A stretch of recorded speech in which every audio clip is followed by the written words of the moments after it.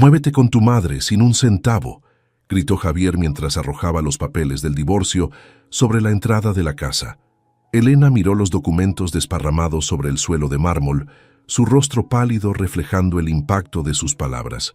«No puedes hacerme esto», respondió Elena sosteniendo su vientre de 6 meses.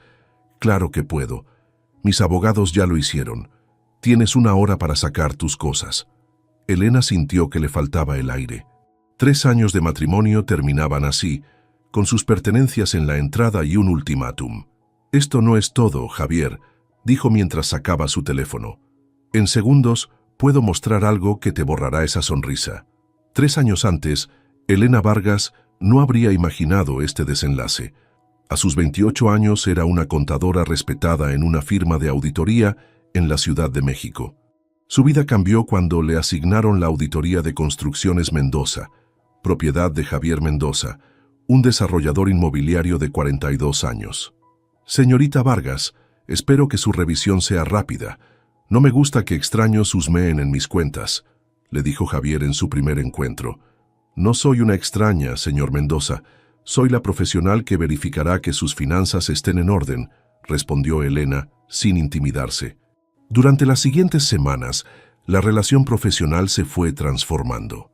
Javier aparecía casualmente en la sala de juntas cuando ella trabajaba. Pronto, las invitaciones a comer para discutir hallazgos se volvieron frecuentes. «Elena, eres diferente a las mujeres que conozco», le dijo durante una cena en un restaurante exclusivo. «Tienes inteligencia y carácter». Elena se resistió al principio. Su madre, Dolores, la había criado con valores sólidos. «Mamá, no es lo que piensas. Solo estamos saliendo. Hija, conozco a los hombres como él. Te deslumbran con lujos, pero quieren control. Recuerda de dónde vienes. No todos son así. Javier me respeta. El cortejo fue intenso. Regalos costosos, viajes sorpresa, atención constante. 6 meses después, Javier le propuso matrimonio en un viaje a Cancún. «Quiero que dejes de trabajar.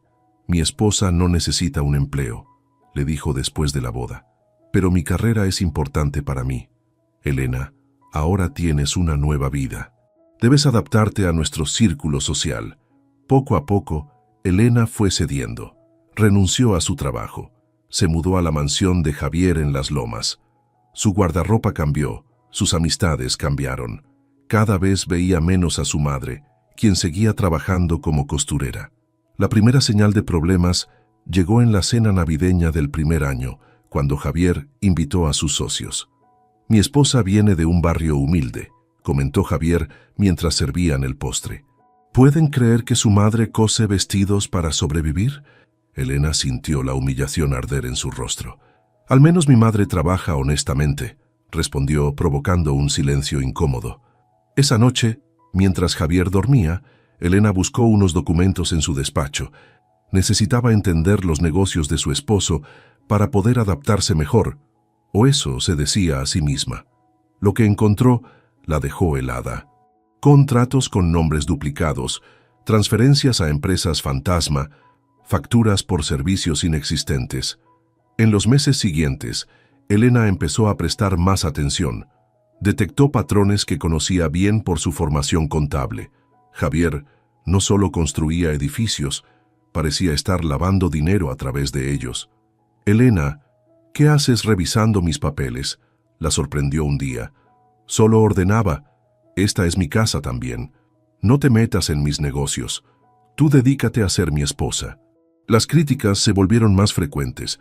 Su forma de hablar, sus modales, su familia, todo era objeto de corrección. Las visitas a su madre se convirtieron en motivo de discusión. «Tu madre me mira como si fuera un criminal», se quejaba Javier. «Solo está preocupada por mí. Deberías estar agradecida. Te saqué de la mediocridad». A escondidas, Elena comenzó a hacer copias de documentos comprometedores. No sabía para qué los guardaría, pero algo en su interior le decía que debía protegerse. La boda fastuosa quedaba ya lejos en el tiempo. La Elena sonriente de las fotos se había transformado en una mujer cada vez más aislada, cada vez más consciente de que su cuento de hadas tenía un precio muy alto. «Mi amor, ¿vas a usar ese vestido para la cena con los Rivera?», preguntó Javier mientras se ajustaba la corbata frente al espejo. Elena observó su reflejo en el vestidor. El vestido negro que había elegido era elegante pero sencillo. Sí, ¿tiene algo malo? Es demasiado simple. Ponte el que te compré en Milán y usa las joyas que te regalé en nuestro aniversario. Recuerda que Luis Rivera es un inversionista importante. 3 años de matrimonio y cada evento social se había convertido en una prueba. Elena se quitó el vestido negro y sacó el azul con pedrería que costaba más que el sueldo mensual que ganaba como contadora. La vida en la mansión de las Lomas tenía sus reglas no escritas. La libertad que Elena había perdido estaba disfrazada de privilegios. Una empleada para limpiar, otra para cocinar, un chofer para transportarla.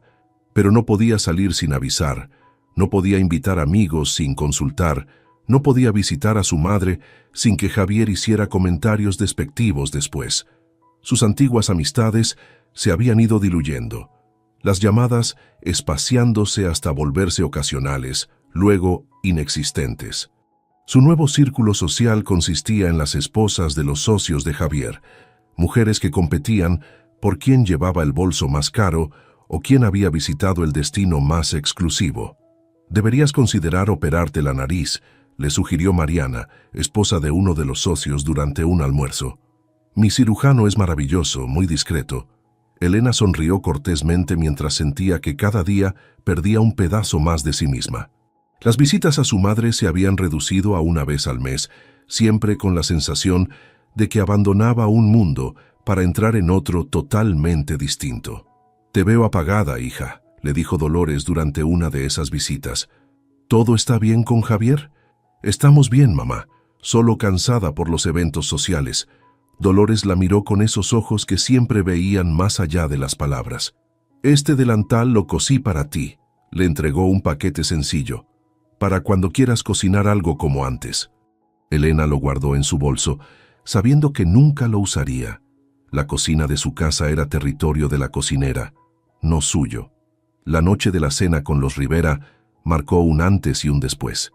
Elena seguía el protocolo habitual: sonreír, asentir, hacer preguntas adecuadas sobre los hijos y las vacaciones. «¿Y tu familia, Elena?», preguntó la señora Rivera durante el postre. Antes de que pudiera responder, Javier intervino. «Elena viene de un barrio humilde. Su madre es costurera», dijo con un tono que pretendía ser casual, pero que destilaba condescendencia. «Imagínate, Rosa, cose vestidos para sobrevivir mientras nosotros los compramos en París». Las risas educadas no ocultaron la humillación. Elena mantuvo la compostura hasta que los invitados se marcharon. «¿Por qué hiciste eso?», enfrentó a Javier en la sala. «¿Hacer qué?». «Humillarme, hablar de mi madre como si fuera algo vergonzoso». «No exageres, solo mencioné un hecho». «Un hecho que usaste para ridiculizarme. Deberías estar agradecida en vez de quejarte. ¿Crees que estarías en una casa como esta sin mí? ¿Usando joyas como esas?», señaló el collar de diamantes en su cuello. «Te saqué de la mediocridad, Elena». Esa noche, incapaz de dormir junto a él, Elena bajó al despacho. Necesitaba aire, espacio para pensar. Sin planearlo, abrió el archivo donde Javier guardaba documentos. Como contadora, los números siempre le habían hablado, y estos gritaban irregularidades. Proyectos con presupuestos inflados, facturas duplicadas, empresas contratistas que aparecían y desaparecían. Elena fotografió varios documentos con su celular, movida por un instinto de autoprotección. Los días siguientes prestó más atención. Notó llamadas que Javier tomaba en privado, reuniones con personas que nunca presentaba, maletines que llegaban y no se registraban. El imperio inmobiliario de su esposo parecía tener cimientos de arena. Intentó retomar contacto con antiguos colegas, pero Javier monitoreaba sus llamadas. Finalmente logró comunicarse con Ricardo Fuentes, su antiguo compañero de trabajo, ahora en la unidad de delitos financieros. «Necesito verte», le dijo en una llamada rápida desde un teléfono público cerca del supermercado. Se encontraron en una cafetería del centro, lejos de las Lomas. «Te ves diferente», comentó Ricardo. «La vida de casada», respondió ella con una sonrisa que no llegó a sus ojos. ¿Qué ocurre, Elena? ¿Qué sabes de Construcciones Mendoza? Ricardo la miró fijamente antes de responder. Oficialmente, nada. Extraoficialmente están en nuestro radar. ¿Por qué? Creo que mi esposo está involucrado en operaciones ilícitas. Elena, si tienes información, necesito que seas muy cuidadosa. Esta gente no juega limpio. Esa conversación cambió todo. Elena comenzó a documentar sistemáticamente las operaciones sospechosas, creando un archivo encriptado en una cuenta de correo que Javier desconocía. Una mañana, mientras se preparaba para un chequeo médico rutinario, sintió un mareo fuerte. La noticia la tomó por sorpresa. Estaba embarazada. El embarazo pareció ablandar a Javier temporalmente. Se mostró atento, incluso redujo sus críticas. La ilusión de un hijo parecía dar un nuevo propósito a su matrimonio fracturado. «Será un varón», afirmaba Javier, «un heredero para todo lo que he construido». Elena acariciaba su vientre a un plano y se preguntaba en qué mundo crecería su hijo o hija. En uno de privilegios sobre mentiras. ¿O debería buscar otra salida? Por un momento, permitió que la esperanza floreciera. Quizás un hijo cambiaría a Javier. Quizás podrían ser una familia real, no esta fachada perfecta con grietas enormes por dentro. «Te prometo que seré mejor», le dijo Javier una noche acariciando su mejilla. «Este bebé lo cambia todo». Elena quiso creerle. Necesitaba creerle. Pero los documentos que seguía encontrando contaban una historia diferente. Una historia de corrupción que crecía como una sombra sobre la aparente vida perfecta que llevaban. El teléfono de Javier vibró sobre la mesa del comedor mientras desayunaban. Elena notó cómo él lo volteó rápidamente, ocultando la pantalla. «¿Quién te busca tan temprano?», preguntó casualmente. «Negocios», respondió cortante.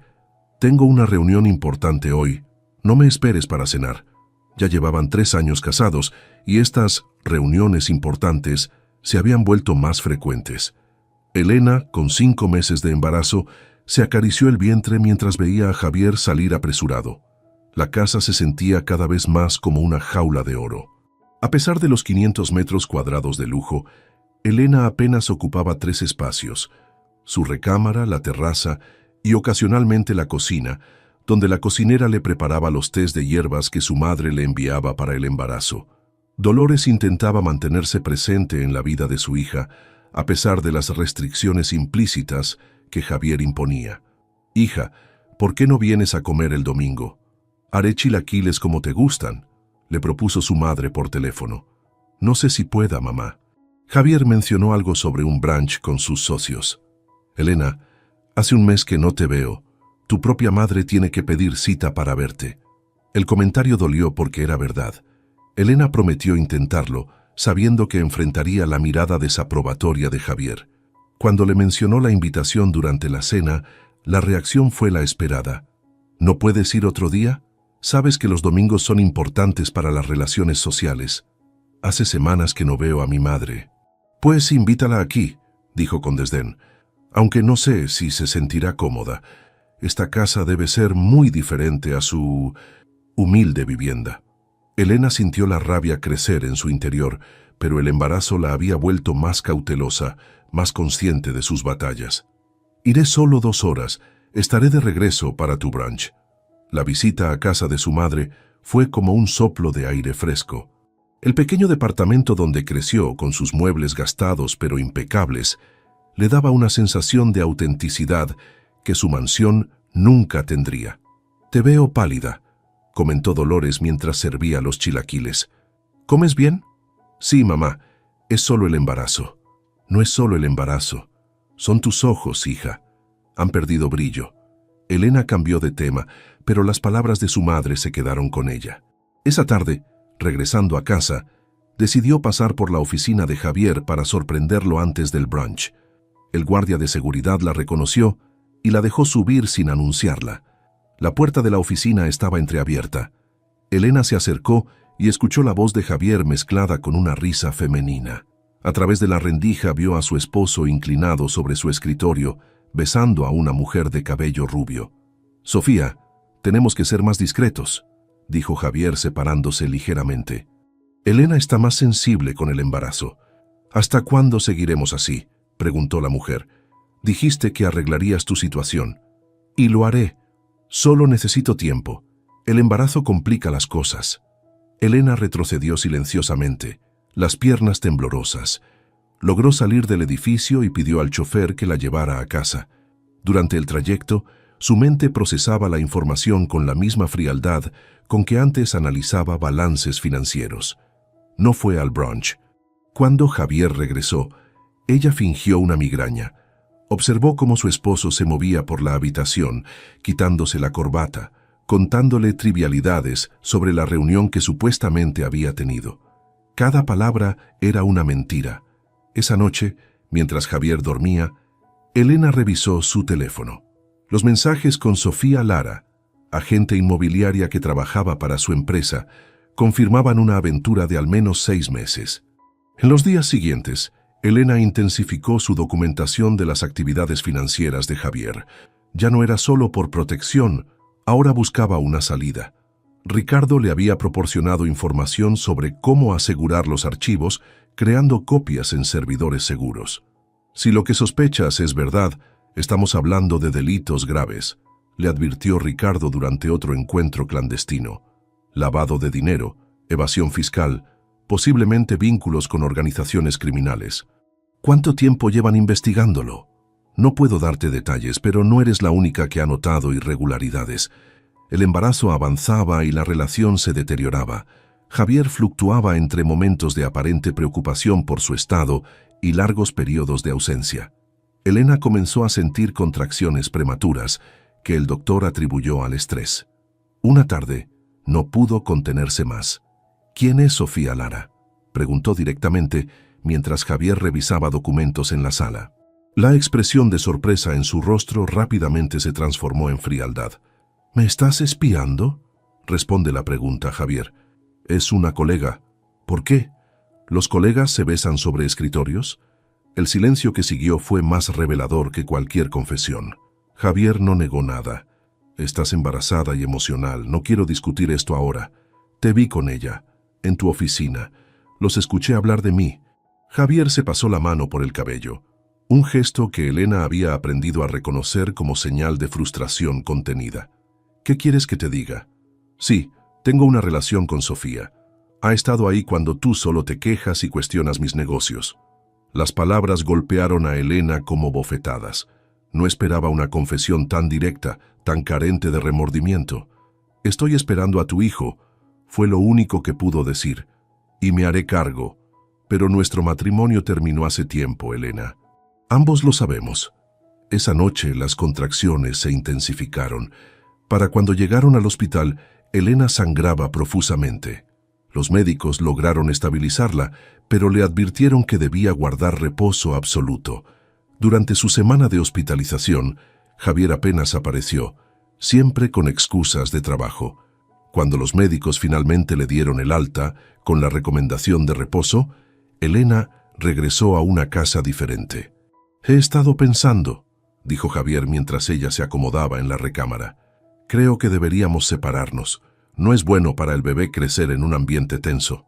Elena lo miró, reconociendo en sus ojos algo que nunca había visto claramente. Desprecio. «¿Qué propones?» «Mis abogados están preparando los papeles. Te daré una pensión para el niño». «¿Y yo?» La sonrisa de Javier fue cruel. «Tú te casaste sin acuerdos prenupciales. No tienes derecho a nada más». Elena comprendió entonces que su embarazo complicado no era un impedimento para los planes de Javier. Era una oportunidad. La quería vulnerable, débil, incapaz de luchar. Esa noche, mientras fingía dormir, escuchó a Javier hacer llamadas. Hablaba de transferencias, de cerrar cuentas conjuntas. Estaba desmantelando cualquier acceso que ella pudiera tener a los recursos económicos. Elena acarició su vientre, sintiendo los movimientos de su bebé. «Saldremos de esto», susurró. «Te lo prometo». «Tu código de acceso ha sido rechazado», dijo la cajera del banco con expresión incómoda. Elena intentó mantener la calma mientras sentía la mirada de otros clientes. «Debe ser un error. Es mi cuenta conjunta con mi esposo». La cajera tecleó nuevamente. «Lo siento, señora Mendoza. La cuenta aparece bloqueada por orden del titular principal». Elena salió del banco con las manos temblorosas. Era la tercera cuenta a la que intentaba acceder esa mañana. Javier había actuado rápido, cortando su acceso a todo recurso financiero. Con 7 meses de embarazo y sin poder trabajar por las complicaciones médicas, se sentía acorralada. Al regresar a la mansión, encontró a Javier en su despacho. «¿Por qué bloqueaste las cuentas?», preguntó directamente. «Precaución», respondió sin mirarla. «Estás muy emocional últimamente. Necesito dinero para mis gastos médicos. Ya pagué al doctor. Cualquier otra cosa, pídemela directamente. Control total». Esa era la estrategia. Elena se mordió el labio conteniéndose. Necesitaba pensar con claridad. Esa noche, mientras Javier dormía, Elena accedió a su computadora personal. Confirmó que había transferido grandes sumas a cuentas que ella desconocía. También encontró correos con un bufete de abogados especializado en divorcios de alto perfil. El plan estaba claro: dejarla sin recursos antes de entregarle los papeles del divorcio. Elena copió toda la información posible y la envió a su cuenta secreta. Las siguientes semanas fueron una guerra fría. Javier apenas le dirigía la palabra, pasaba menos tiempo en casa, y cuando estaba, la trataba como a una extraña. Por su parte, Elena mantenía contacto regular con Ricardo, quien le aconsejaba sobre qué documentos eran más relevantes para evidenciar los delitos financieros. Una tarde, mientras revisaba el correo, encontró una carta del médico confirmando su próxima cita. Al abrirla, descubrió que no era para ella sino para Sofía Lara, la misma ginecóloga, misma clínica de maternidad. Elena sintió que le faltaba el aire. Sofía también estaba embarazada. Esa noche confrontó a Javier. «¿Sofía está esperando un hijo tuyo?». La expresión de Javier cambió de sorpresa a resignación. «Pensaba decírtelo después del divorcio». «¿Cuánto tiempo tiene?». «4 meses». Elena hizo cálculos mentales. Sofía había quedado embarazada cuando ella ya esperaba a su bebé. «¿Por eso quieres deshacerte de mí tan rápido? ¿Para formar tu nueva familia perfecta? No lo pongas así. Estas cosas pasan». «¿Pasan? ¿Embarazar a tu amante mientras tu esposa espera a tu hijo te parece algo que pasa?». Javier se levantó, acercándose amenazante. «Cuidado con tu tono, Elena. Recuerda que vives bajo mi techo. No por mucho, según parece». La discusión escaló hasta que Elena sintió un dolor agudo en el vientre. El estrés había provocado nuevas contracciones. Javier la llevó al hospital, donde los médicos lograron estabilizarla, pero advirtieron que cualquier alteración emocional fuerte podría provocar un parto prematuro. Durante su hospitalización, Elena recibió la visita de su madre, quien se instaló en una silla junto a su cama y se negó a irse a pesar de las insinuaciones del personal. «Javier no quiere que estés aquí», comentó Elena débilmente. «Que se aguante», respondió Dolores. «Mi hija me necesita».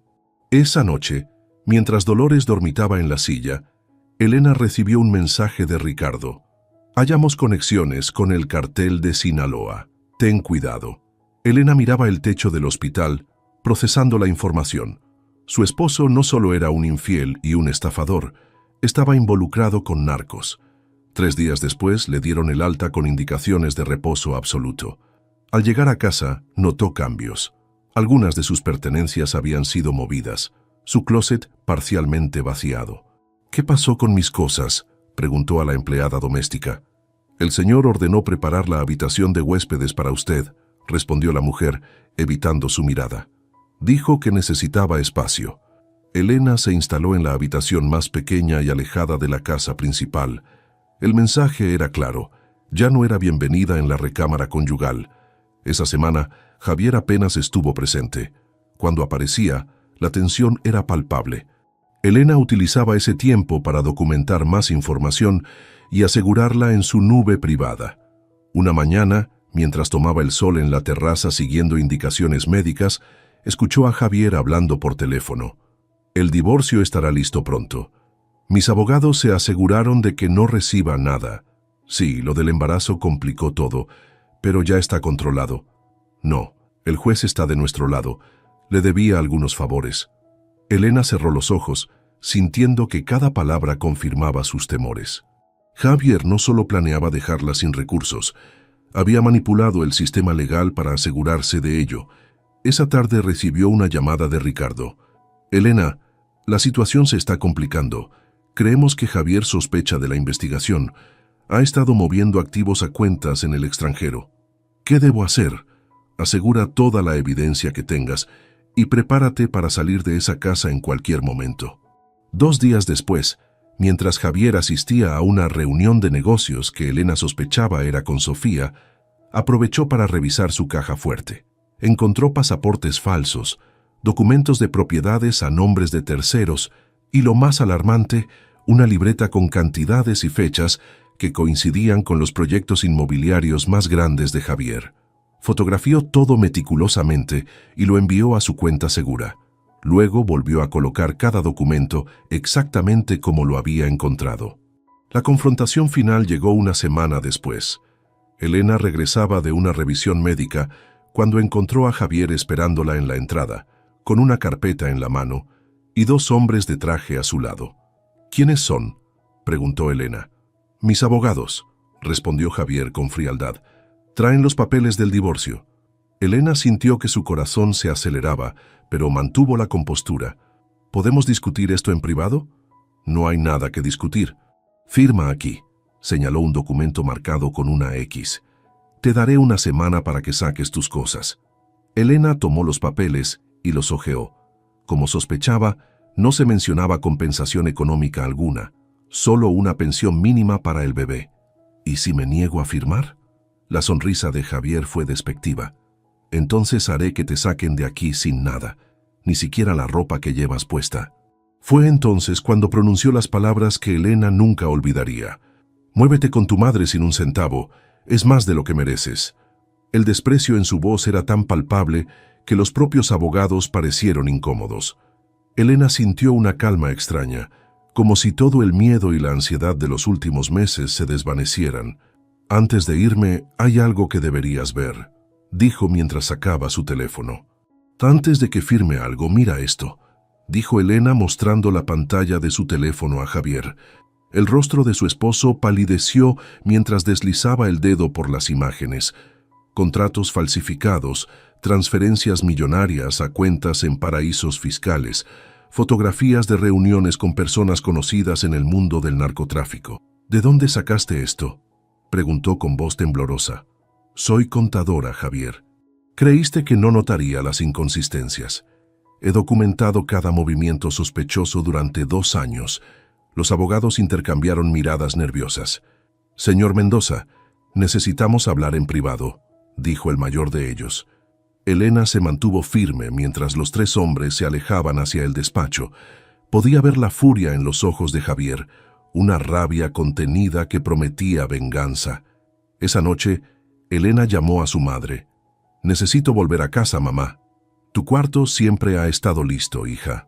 El regreso al pequeño departamento donde creció fue humillante y liberador a la vez.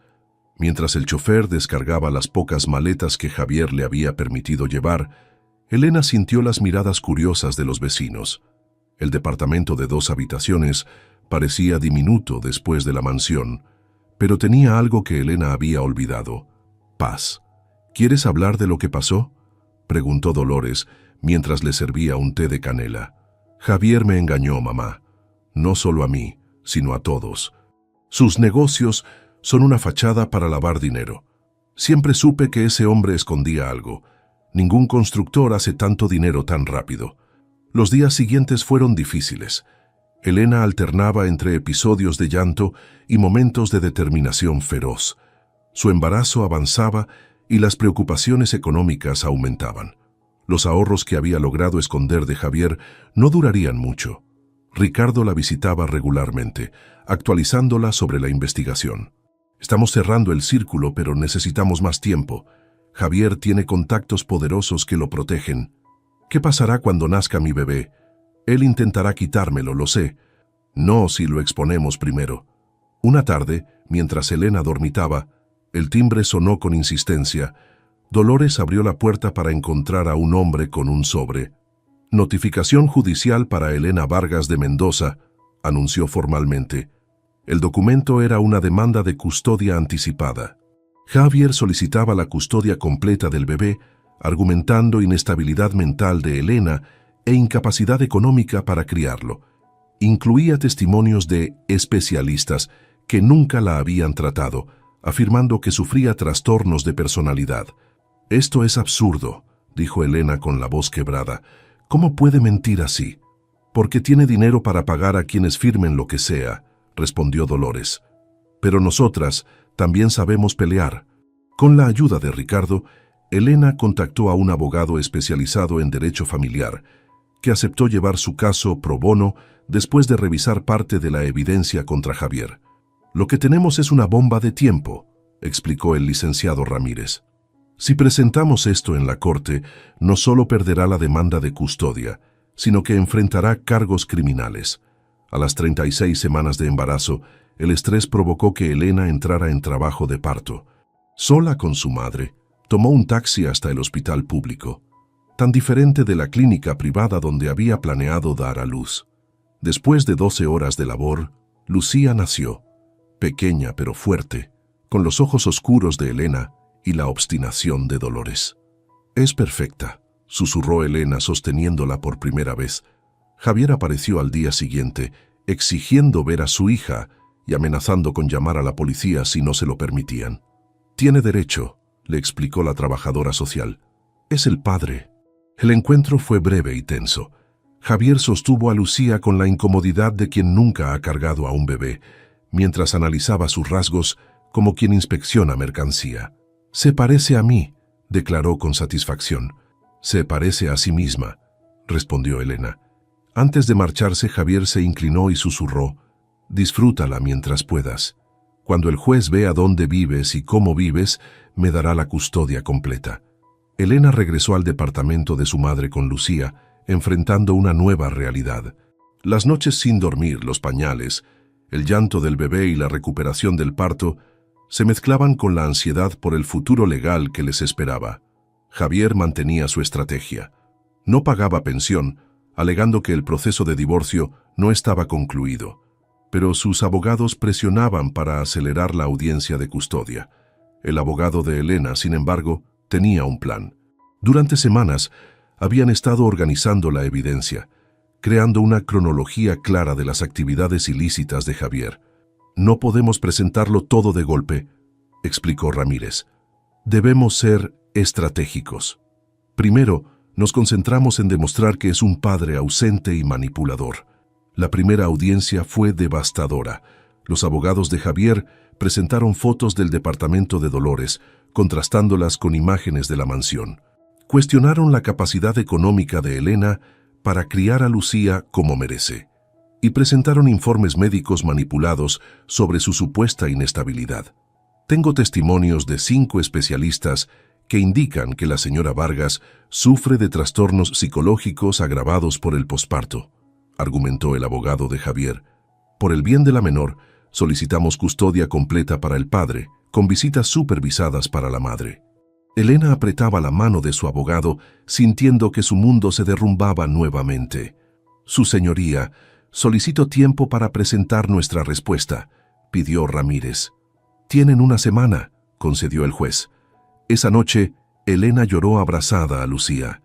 «No dejaré que te lleven», le prometió. «Nunca». Ricardo apareció a la mañana siguiente con noticias importantes.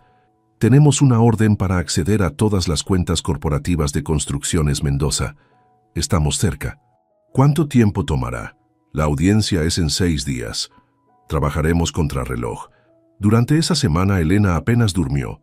Cuando no atendía a Lucía, revisaba documentos con Ramírez, preparando su defensa. Dolores se convirtió en su pilar, cuidando a la bebé mientras ella organizaba su caso, preparándole comidas que apenas probaba, recordándole que era más fuerte de lo que creía. «Tu padre estaría orgulloso», le dijo una noche. «Siempre decía que tenías más coraje que todos nosotros juntos». La mañana de la audiencia decisiva, Elena vistió a Lucía con un conjunto que ella misma había cosido, siguiendo las enseñanzas de su madre. Se puso el único traje formal que conservaba de su época de contadora y respiró profundo. «Estás lista», afirmó Dolores ajustándole el cuello de la blusa. «Ve y recupéralo todo». En el juzgado, Javier la esperaba con su séquito de abogados y una nueva adquisición. Sofía, con un embarazo ya visible, sentada discretamente en la última fila. Cuando comenzó la audiencia, Elena notó algo extraño. El principal abogado de Javier parecía nervioso, consultando constantemente su teléfono. Su señoría, antes de continuar, intervino Ramírez, quisiera presentar nueva evidencia que demuestra que el señor Mendoza no solo es un padre ausente, sino que ha utilizado métodos coercitivos para separar a mi cliente de su hija. El juez permitió la presentación. Uno a uno, los documentos que Elena había recopilado durante años fueron proyectados. Transferencias sospechosas, contratos falsificados, reuniones con personas vinculadas al crimen organizado. Esto es irrelevante para el caso de custodia, protestó el abogado de Javier. Al contrario, respondió Ramírez, demuestra el carácter moral del demandante y los riesgos a los que expondría a la menor. Javier se inclinó hacia su abogado, susurrando furiosamente. La tensión en la sala era palpable. Fue entonces cuando las puertas del juzgado se abrieron y entraron dos agentes federales. Ricardo los seguía, con expresión solemne. Su señoría, intervino uno de los agentes, solicitamos una suspensión temporal de estos procedimientos. Tenemos una orden de aprehensión contra Javier Mendoza por múltiples delitos financieros. El caos se desató en la sala. Javier intentó levantarse, pero los agentes ya estaban junto a él. Sofía salió apresuradamente, cubriéndose el rostro. Elena observaba la escena con una mezcla de alivio y tristeza. No era el final que había imaginado para su matrimonio, pero era el final que merecía. Mientras los agentes escoltaban a Javier fuera de la sala, él la miró con odio. «Esto no ha terminado», amenazó. «Para mí terminó hace mucho», respondió Elena sosteniendo a Lucía contra su pecho. El juzgado familiar lucía diferente hoy. La última vez que Elena estuvo aquí, salió con la custodia temporal de Lucía mientras Javier enfrentaba cargos por delitos financieros. Ahora, 3 meses después, regresaba para finalizar el divorcio y los acuerdos de custodia. Lucía, ahora con 5 meses, dormía plácidamente en brazos de Dolores en la banca trasera de la sala. Elena se sentó junto a su abogado, el licenciado Ramírez, quien organizaba sus documentos con precisión militar. «¿Estás lista?», preguntó en voz baja. «Llevo años lista», respondió Elena. Las puertas se abrieron y entró Javier, escoltado por 2 guardias. La prisión preventiva había dejado marcas visibles, había perdido peso, su piel lucía pálida, y el traje caro no ocultaba la derrota en su postura. A su lado un nuevo abogado, más joven y menos arrogante que el anterior equipo legal. El juez Velasco entró y todos se pusieron de pie. Caso 387-2025, divorcio Mendoza Vargas, anunció la secretaria. El procedimiento comenzó con formalidades legales. El abogado de Javier solicitó inmediatamente llegar a un acuerdo fuera de juicio. «Su señoría, mi cliente está dispuesto a no disputar la custodia de la menor si se llega a un acuerdo razonable sobre los bienes matrimoniales». Elena intercambió miradas con Ramírez.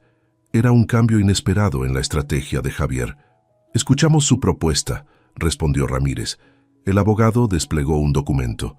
«El señor Mendoza ofrece una pensión mensual de 20,000 pesos para la menor, el departamento en Polanco a nombre de la señora Vargas, y renuncia a sus derechos de visita hasta resolver su situación legal». Elena sintió un nudo en la garganta. Javier renunciando a Lucía. Algo no encajaba. El juez concedió un receso para que las partes deliberaran en privado. En una pequeña sala contigua, Ramírez se inclinó hacia Elena. «Es una trampa. Te ofrece bienes que pronto serán confiscados por el gobierno. El departamento de Polanco está bajo investigación, igual que todas sus propiedades. ¿Por qué renunciaría a Lucía? Siempre dijo que la quería. No la quiere a ella, quiere lastimarte a ti. Si renuncia ahora puede argumentar después que firmó bajo coacción. Es su juego final». Elena asintió, comprendiendo la estrategia. «¿Qué hacemos? Rechazamos su oferta y presentamos la nuestra». Al reanudarse la sesión, Ramírez expuso su contrapropuesta. «Mi cliente solicita la custodia total de la menor. Una pensión alimenticia acorde a los ingresos reales del señor Mendoza, no a los declarados fiscalmente, y la casa de las Lomas, que fue adquirida durante el matrimonio. El abogado de Javier saltó indignado. Esa propiedad vale millones, es una extorsión. Es una propiedad comprada con dinero legítimo del matrimonio, corrigió Ramírez. A diferencia de otros bienes que están bajo investigación. La tensión en la sala era palpable. Javier susurró algo a su abogado, quien pidió otro receso. El juez, visiblemente irritado por las dilaciones, concedió 15 minutos. Durante el receso, Elena se acercó a Dolores y tomó a Lucía en brazos, respirando su aroma a talco y leche. La pequeña abrió los ojos momentáneamente, la reconoció y volvió a dormirse con la confianza absoluta que solo un bebé puede tener. Cuando regresaron a la sala, el ambiente había cambiado. Javier tenía una expresión calculadora, casi complacida. «Su señoría», comenzó su abogado. «Hemos contactado a la fiscalía durante el receso. Resulta que la señora Vargas podría enfrentar cargos como cómplice por no denunciar los delitos de mi cliente cuando tuvo conocimiento de ellos». Ramírez se puso de pie inmediatamente. «Objeción, su señoría. La fiscalía ya ha determinado que mi cliente cooperó con la investigación desde que tuvo conocimiento de las actividades ilícitas. Según nuestras fuentes», continuó el abogado de Javier, «la señora Vargas se benefició del dinero ilícito durante años.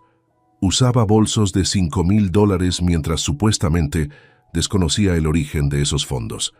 Era la última jugada desesperada de Javier. Elena sintió que la sangre le hervía, pero mantuvo la compostura. Ramírez estaba preparado y presentó cartas de la fiscalía confirmando la cooperación de Elena y su estatus como testigo, no como investigada. El juez escuchó ambos argumentos y dictaminó: «Las acusaciones contra la señora Vargas son improcedentes en este juzgado. Nos limitaremos al divorcio y custodia». El rostro de Javier se ensombreció. Su última estrategia había fallado. Después de 2 horas de argumentos legales, el juez tomó su decisión. Este tribunal otorga la custodia total de la menor Lucía Mendoza Vargas a su madre, Elena Vargas. El señor Mendoza deberá proporcionar una pensión alimenticia equivalente al 30% de sus ingresos comprobables. Respecto a los bienes, la propiedad de las Lomas queda temporalmente congelada hasta que la fiscalía determine su estatus legal. Era una victoria parcial, pero Elena se sentía satisfecha. Había conseguido lo más importante: proteger a Lucía. Al terminar la sesión, mientras recogía sus documentos, notó que Javier se acercaba, escoltado por un guardia. «¿Puedo hablar con ella un minuto?», pidió al guardia, quien miró a Elena esperando su aprobación. Elena dudó, pero finalmente asintió. «5 años», dijo Javier en voz baja. «Eso es lo que me darán, según mi abogado. Cuando salga, Lucía tendrá casi 6 años. ¿Por qué me dices esto? Porque quiero que sepas que volveré. Y cuando lo haga, recuperaré todo lo que me quitaste». Elena lo miró a los ojos, aquellos que una vez la habían deslumbrado, ahora oscurecidos por el rencor y la derrota. «No te quité nada, Javier. Todo lo perdiste tú mismo». Mientras los guardias se lo llevaban, Elena sintió una extraña paz. Por primera vez en años, no tenía miedo de Javier. Al salir del juzgado, Ricardo la esperaba en las escaleras. «¿Cómo fue?», preguntó. «Terminó», respondió ella simplemente. «No todo», corrigió Ricardo. «Encontramos más cuentas vinculadas al cártel. Necesitaremos tu testimonio para el juicio federal». Elena suspiró. El camino aún era largo. «¿Cuándo?». «En 2 semanas».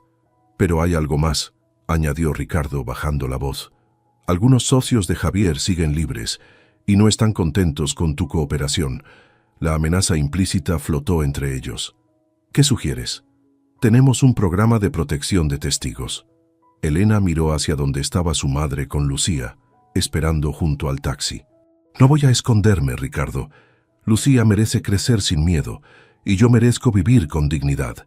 Al menos acepta protección temporal». Elena asintió, reconociendo la sensatez del consejo.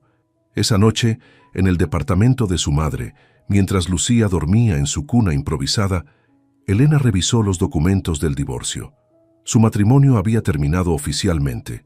Ya no era Elena de Mendoza, sino Elena Vargas nuevamente. ¿Qué piensas hacer ahora?, preguntó Dolores sirviéndole un té de manzanilla. Reconstruir, respondió Elena, paso a paso. Sobre la mesa estaba una carta de su antigua firma contable, ofreciéndole regresar como consultora en casos de fraude financiero. Era una oportunidad para usar su experiencia de manera positiva. Vendí las joyas que me regaló Javier, confesó a su madre. Con ese dinero podríamos rentar un departamento más grande, con una habitación para cada una. Dolores sonrió apretando su mano. Siempre has sido fuerte, hija, igual que tu padre. Elena miró hacia la cuna donde dormía Lucía. Su hija no tendría los lujos que Javier había prometido, pero tendría algo más valioso. Una madre que luchó por ella, una abuela que nunca se rindió y una herencia de dignidad que ninguna fortuna podía comprar. El juicio federal contra Javier se acercaba. Habría más batallas, más declaraciones, más pruebas que presentar. Los socios de Javier seguían siendo una amenaza nebulosa. Pero por primera vez en años, Elena no sentía que caminaba sobre arenas movedizas. Esa noche, antes de dormir, recordó el momento en que mostró a Javier las evidencias de sus crímenes, cómo su expresión arrogante se transformó en miedo. No había sido un acto de venganza, sino de justicia, no solo por ella, sino por todos los que habían sido víctimas de su avaricia. «Muévete con tu madre sin un centavo», le había dicho con desprecio. Pero Elena había recuperado algo que valía más que todos los millones de Javier: su libertad, su dignidad y su futuro. Y eso nadie se lo quitaría jamás. 2 años después, la oficina de Vargas Consultoría Financiera Forense ocupaba un modesto pero elegante espacio en un edificio del centro.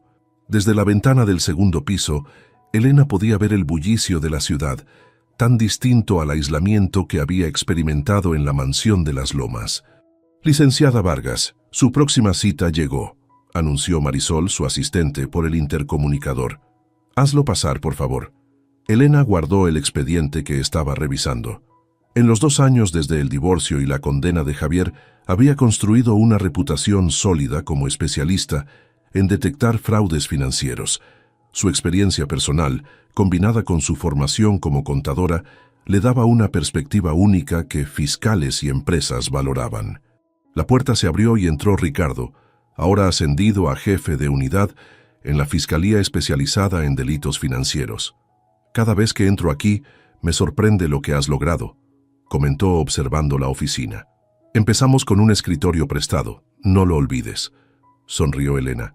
Ricardo tomó asiento frente a ella. «¿Cómo está Lucía?» «Creciendo demasiado rápido. Ya habla sin parar y cuestiona todo. Igual que su madre». Elena sonrió. Lucía, ahora con 2 años y medio, era su orgullo y motivación diaria. Vivían en un departamento de 3 habitaciones, en una zona de clase media, con Dolores ocupando la tercera habitación. «Te cité por un asunto importante», dijo Ricardo, sacando una carpeta. «Se acerca la audiencia de revisión de sentencia de Javier». Elena sintió un nudo en el estómago. Aunque Javier había sido condenado a 5 años, su equipo legal había estado trabajando para reducir la sentencia, basándose en su cooperación con otras investigaciones. «¿Crees que saldrá antes?» «Es posible. Ha estado dando nombres, delatando a sus antiguos socios. Ya sabes cómo funciona el sistema». Elena asintió lentamente. Se había preparado para este momento. ¿Cuánto tiempo le quedaría? Si el juez acepta la reducción, podría salir en 6 meses. Un silencio pesado se instaló entre ellos. «¿Has sabido algo de Sofía Lara?», preguntó Elena finalmente. «Se mudó a Guadalajara con su hijo. Tengo entendido que rehizo su vida allá. El hijo de Javier con Sofía tendría aproximadamente la misma edad que Lucía. 2 hermanos que probablemente nunca se conocerían. Javier pidió verte», añadió Ricardo con cautela. «¿A mí? ¿Por qué?» «No lo sé. Puedes negarte, por supuesto». Elena miró por la ventana, pensativa. Parte de su proceso de sanación había sido dejar atrás el rencor. «Iré», decidió. Una última conversación. La prisión federal donde Javier cumplía sentencia era muy diferente a las mansiones donde antes residía. Elena siguió al guardia por pasillos austeros hasta llegar a una sala de visitas. A través del cristal divisorio vio a Javier sentado, esperando. Había envejecido visiblemente. El pelo antes perfectamente teñido ahora mostraba canas y su postura había perdido arrogancia. «Gracias por venir», dijo cuando ella tomó asiento frente a él. «Ricardo dijo que querías verme». Javier la observó detenidamente antes de hablar. «Te ves bien, Elena. He oído que tu consultoría es exitosa». «¿Qué quieres, Javier?» «Perdón», respondió simplemente. «Quiero pedirte perdón». Elena lo miró escéptica. Conocía bien sus manipulaciones. «¿Por qué ahora?» «Terapia obligatoria», sonrió con ironía. «Pero también porque tuve tiempo para pensar. Lo que te hice fue imperdonable». «¿Qué esperas que diga?» «Nada. Solo quería que lo supieras. Y también...» Hizo una pausa. «Quería preguntar por Lucía». Elena se tensó. Lucía era un tema que evitaba discutir con cualquiera relacionado con su pasado. «Está bien. Creciendo feliz. ¿Tienes una foto?» «No, Javier, no tengo fotos para ti». Él asintió aceptando la negativa. «Entiendo. Solo quería saber si se parece a mí o a ti». «Se parece a ella misma», respondió Elena, recordando sus palabras en el hospital. Un silencio incómodo se instaló entre ellos. «Mi abogado dice que podría salir pronto», mencionó Javier. «Quería que lo supieras personalmente, no por Ricardo». «¿Y qué harás cuando salgas?» «Tengo algo de dinero guardado donde la fiscalía no pudo encontrarlo», confesó. «No es mucho, pero suficiente para empezar de nuevo en otro lugar». Elena lo miró con incredulidad. «¿Todavía no has aprendido nada?» «He aprendido mucho, Elena, pero la supervivencia es un hábito difícil de romper». El guardia indicó que el tiempo terminaba. Elena se levantó. «Adiós, Javier». «Elena», la llamó antes de que se alejara. «No intentaré contactar a Lucía si eso te preocupa, pero si algún día ella pregunta por mí, le diré la verdad», respondió Elena. «Toda la verdad». Esa tarde, al salir del trabajo, Elena recibió un mensaje de Antonio, un profesor universitario que había conocido durante un seminario sobre ética financiera. La invitaba a cenar el sábado. Era la tercera invitación que recibía de él. Al llegar a casa, encontró a Dolores ayudando a Lucía a dibujar en la mesa de la cocina. «¡Mami!», gritó la pequeña corriendo hacia ella. «Hice un dibujo para ti». Elena la alzó en brazos, besando sus mejillas regordetas. «¿Cómo te fue?», preguntó Dolores percibiendo su tensión. «Vi a Javier hoy». Dolores dejó los lápices sobre la mesa. «¿Qué quería?». «Supuestamente, pedir perdón, y saldrá pronto de prisión». «¿Temes que intente algo?». Elena negó con la cabeza. «No, creo que realmente ha terminado, al menos esa parte de nuestra historia». Mientras preparaban la cena, el teléfono de Elena vibró con otro mensaje de Antonio. «¿Pensaste en lo del sábado?». Dolores la observó dudar. «Deberías ir», dijo suavemente. «Te hará bien salir con alguien que no hable de estados financieros». «No estoy lista para una relación». «Nadie habló de relación, es solo una cena». Elena miró a su madre y luego a Lucía, que tarareaba mientras coloreaba otro dibujo. Su vida ahora era tan diferente a lo que había imaginado cuando conoció a Javier. Más sencilla en algunos aspectos, más complicada en otros, pero auténticamente suya. «Ya veré», respondió guardando el teléfono. Al día siguiente, Elena declaraba como testigo experto en un caso contra uno de los antiguos socios de Javier.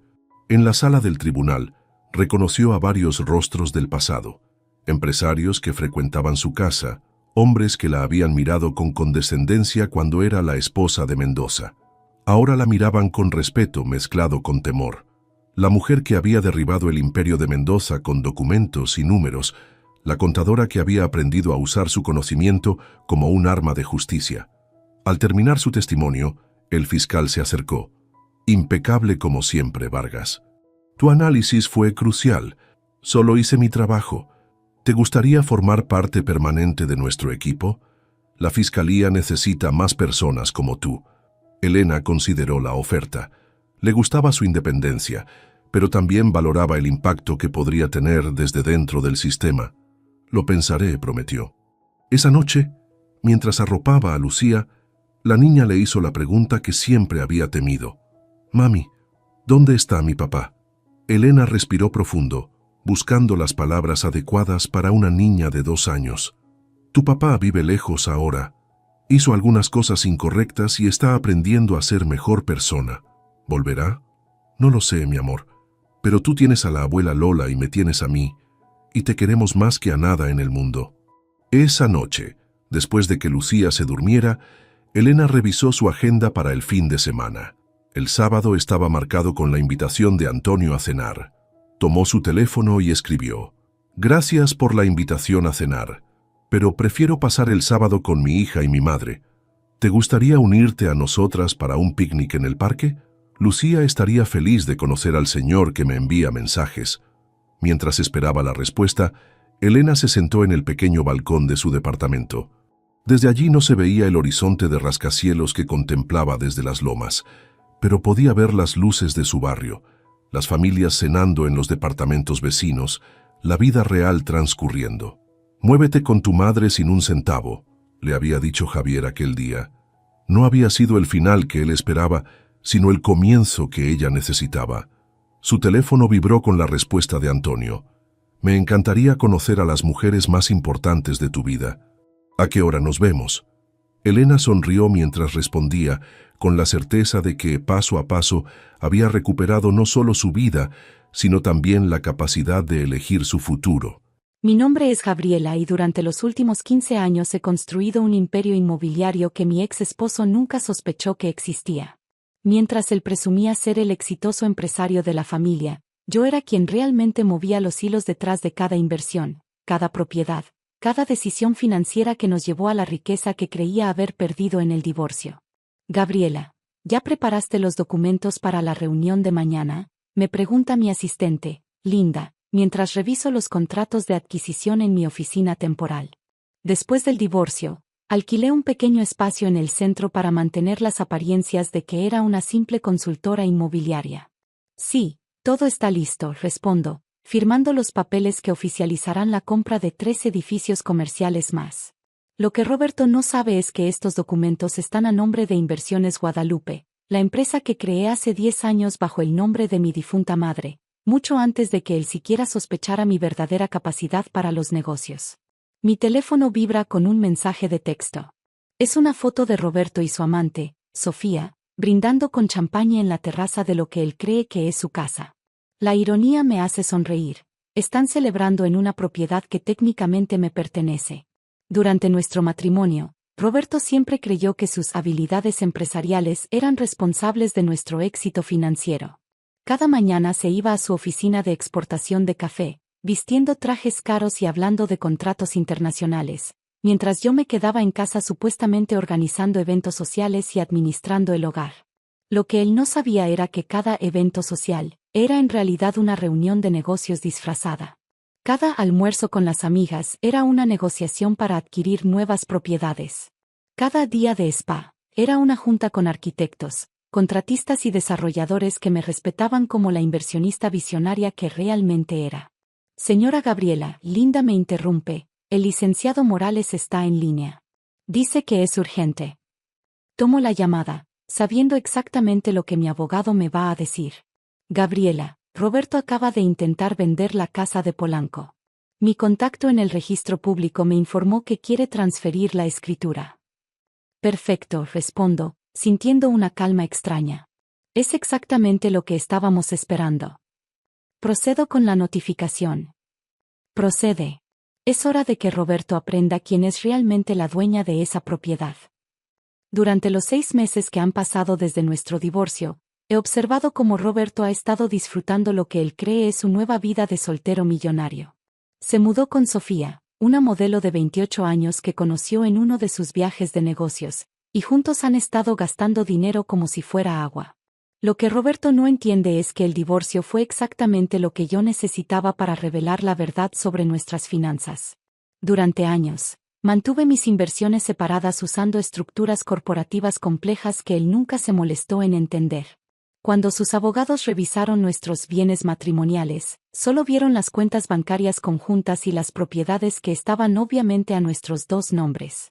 Nunca investigaron a Inversiones Guadalupe, la empresa que posee el 80% de nuestro verdadero patrimonio. Mi teléfono suena y veo el nombre de Roberto en la pantalla. Sonrío antes de contestar, sabiendo que está a punto de tener la conversación más impactante de su vida. Hola, Roberto, contesto con voz neutral. Gabriela, su voz suena extrañamente tensa. Necesitamos hablar. ¿Sobre qué? Acabo de recibir una carta muy extraña del registro público. Dicen que no puedo vender la casa porque no soy el propietario único. Ah, ¿sí? Qué raro. Mantengo mi tono casual mientras Linda me pasa más documentos para revisar. Sí, muy raro. Dice que hay una empresa llamada Inversiones Guadalupe que posee el 70% de la propiedad. ¿Sabes algo sobre eso? No me suena familiar, miento suavemente. ¿Ya consultaste con tu abogado? Por supuesto que consulté con mi abogado. Él dice que es imposible, que durante el divorcio se revisaron todas nuestras propiedades. Bueno, tal vez hay un error en el registro. Estas cosas pasan. Escucho a Roberto respirar pesadamente al otro lado de la línea. Puedo imaginar su rostro enrojeciéndose, ese tic nervioso en su ojo izquierdo que aparece cuando está estresado. Gabriela, ¿tú sabes quién es el dueño de Inversiones Guadalupe? ¿Por qué me preguntas eso? Porque mi abogado hizo una investigación y la empresa está registrada desde hace 10 años. El propietario aparece como G. Herrera. G. Herrera. Guadalupe Herrera era el nombre de mi madre. Roberto conocía su nombre, por supuesto, pero nunca conectó los puntos. Durante años, usé el apellido de soltera de mi madre para todas mis transacciones comerciales, manteniendo mis negocios completamente separados de nuestro matrimonio. Roberto, no sé qué quieres que te diga. Tal vez deberías investigar más a fondo. Ya investigué, su voz se vuelve más agresiva. ¿Y sabes qué descubrí? Que Inversiones Guadalupe ha estado comprando propiedades por toda la ciudad durante los últimos 10 años. Propiedades que valen millones. Qué interesante. No me vengas con esa actitud, Gabriela. Quiero respuestas. Me recuesto en mi silla, disfrutando cada segundo de esta conversación. Roberto, ¿has considerado la posibilidad de que simplemente cometiste un error al asumir que entendías nuestras finanzas familiares? ¿Qué se supone que significa eso? Significa que durante 15 años de matrimonio, nunca te molestaste en preguntarme qué hacía realmente durante mis días. Asumiste que era una ama de casa aburrida mientras tú eras el gran empresario. Tú eras una ama de casa, protesta. Te la pasabas organizando fiestas y almorzando con tus amigas. Sí, organizando fiestas, donde conocí a los desarrolladores más importantes de la ciudad. Almorzando con amigas, que resultan ser las corredoras inmobiliarias más exitosas del país. El silencio al otro lado de la línea es delicioso. Puedo imaginar a Roberto sentado en la sala de la casa, rodeado de las cosas caras que compró pensando que tenía dinero ilimitado. ¿Estás diciendo que? Su voz se quiebra ligeramente. Estoy diciendo que Inversiones Guadalupe soy yo, Roberto. Siempre fui yo. Eso es imposible. ¿Es imposible? ¿O simplemente nunca me diste el crédito de ser inteligente? Escucho ruido de fondo, como si Roberto estuviera caminando rápidamente por la casa. Probablemente buscando documentos, tratando de encontrar alguna evidencia que contradiga lo que le estoy diciendo. Si eso es verdad, dice finalmente, entonces tú eres ¿rica? Sí, Roberto. Mucho más rica de lo que jamás soñaste. Pero en el divorcio, tú dijiste que no tenías bienes significativos. No, Roberto. Yo dije que no tenía bienes matrimoniales significativos. Mis inversiones personales, las que hice usando mi propio dinero y mi propia inteligencia antes y durante nuestro matrimonio, nunca fueron bienes matrimoniales. ¿Tu propio dinero? ¿De dónde sacaste dinero propio? Me río suavemente. ¿Recuerdas la herencia de mi madre? Los supuestos 50,000 pesos que según tú gastamos en vacaciones. Sí. En realidad fueron 500,000 pesos. Tú estabas tan ocupado con tus negocios que ni siquiera leíste los documentos.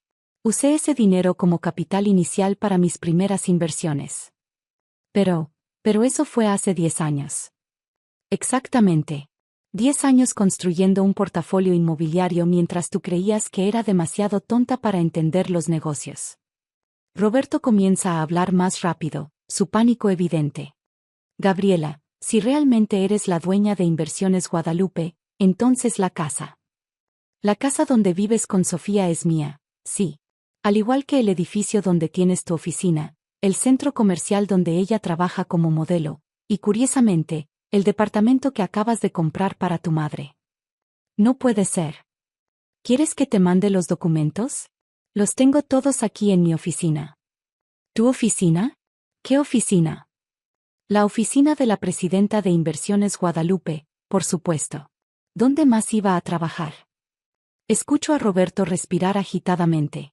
Puedo imaginar su mente tratando de procesar toda esta información, revaluando cada interacción que hemos tenido durante nuestro matrimonio. Gabriela, su voz ahora suena desesperada. Podemos arreglar esto.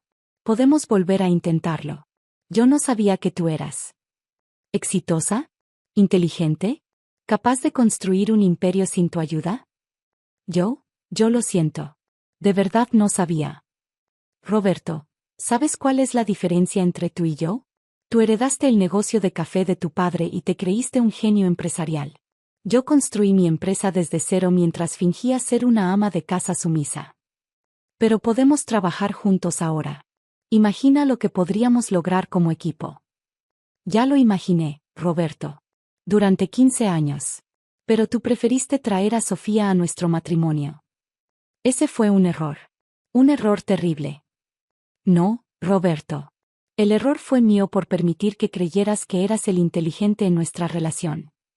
Linda me hace una seña desde la puerta, indicando que mi siguiente reunión está esperando. Roberto, necesito irme. Tengo una junta con inversionistas japoneses para un nuevo desarrollo hotelero.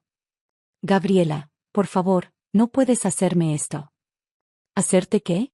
¿Ser dueña de propiedades que compré con mi propio dinero y mi propio trabajo?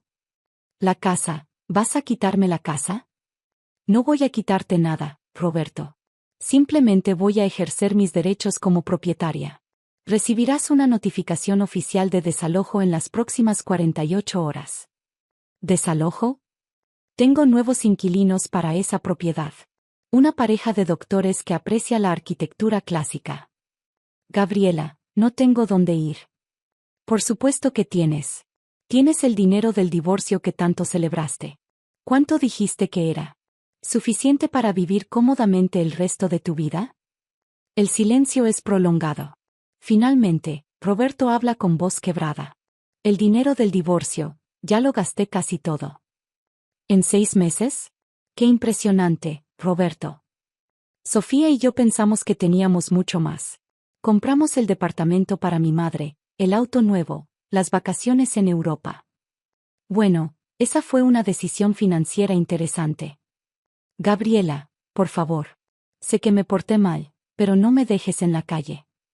Roberto, revisa tu correo esta noche. Te voy a mandar una propuesta. ¿Una propuesta? Sí. Inversiones Guadalupe necesita un supervisor para las propiedades de renta. El salario es modesto, pero incluye vivienda. ¿Me estás ofreciendo trabajo? Te estoy ofreciendo la oportunidad de aprender lo que realmente significa trabajar duro por el dinero.